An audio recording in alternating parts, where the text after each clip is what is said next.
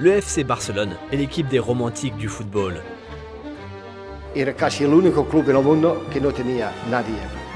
Si pones UNICEF, le has puesto algo, un sentido, lo que el club tiene, que es jugar bien, es ganar sí, pero no olvides a la gente. C'est gentil, Johan, mais Barcelone a fait beaucoup d'argent via ses sponsors maillots. Alors, on ose poser la question. Le Barça est-il vraiment plus qu'un club ? Ou simplement un club de plus ? Voici 5 mensonges sur l'un des plus grands clubs du monde.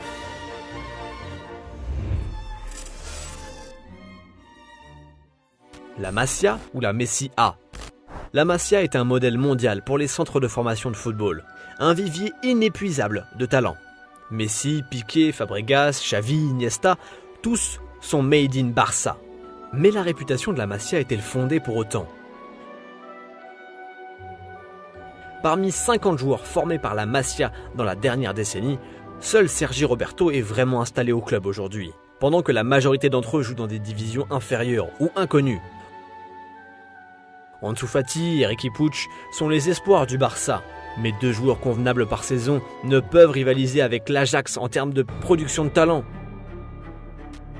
L'antre du beau jeu. Tiki-taka, football total, joga bonito. Take the ball, pass the ball, take the ball, pass the ball. Peu importe le nom que vous lui donnez, cela reste l'ADN du FC Barcelone.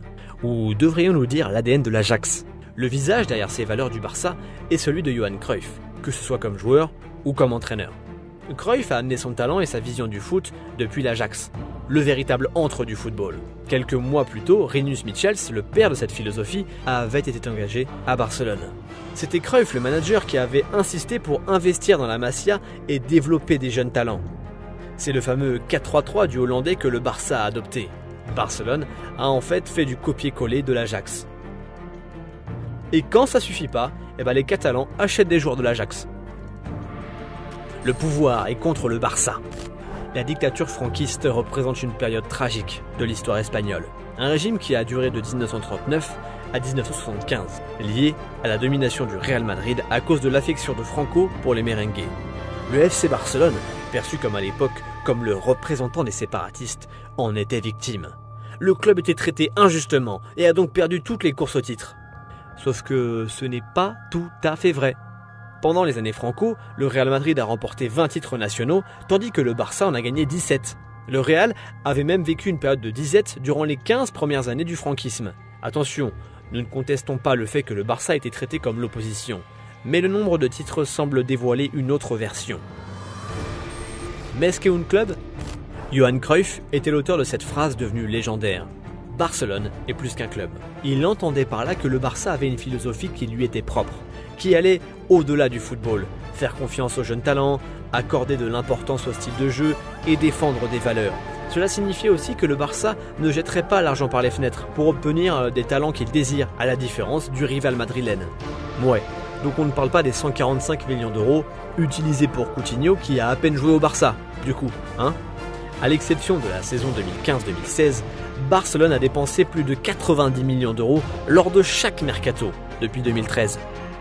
Et la saison 2017 était la plus dingue. Plus de 327 millions d'euros dépensés. Et ces transferts ont mis un terme aux chances des jeunes joueurs de faire partie de l'équipe première.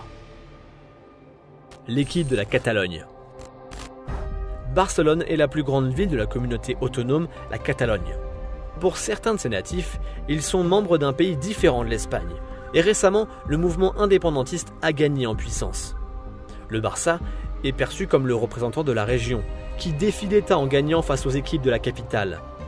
Mais le FC Barcelone n'a pas toujours défendu les intérêts de ses fans. En octobre 2017, un référendum d'indépendance a eu lieu dans la ville, menant à des émeutes et des violences policières.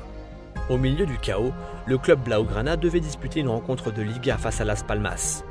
Et les Catalans attendaient un geste fort de la part de l'équipe, comme un forfait. De son côté, la Liga était nerveuse à l'idée de diffuser une rencontre disputée au Camp Nou au milieu des fans en colère. Alors le FC Barcelone a pris une décision encore controversée aujourd'hui. Ils ont disputé la rencontre à huis clos. D'ailleurs, alors que le peuple catalan est très fier de sa langue natale, le catalan, la langue officielle du FC Barcelone sur les réseaux sociaux, ainsi que sur certains tifos, c'est l'anglais. Le FC Barcelone est l'un des plus grands clubs au monde. Cette institution mérite le respect pour sa contribution au beau jeu et le spectacle apporté au football. Mais attention à ne pas croire tout ce qu'un hymne peut raconter d'un club.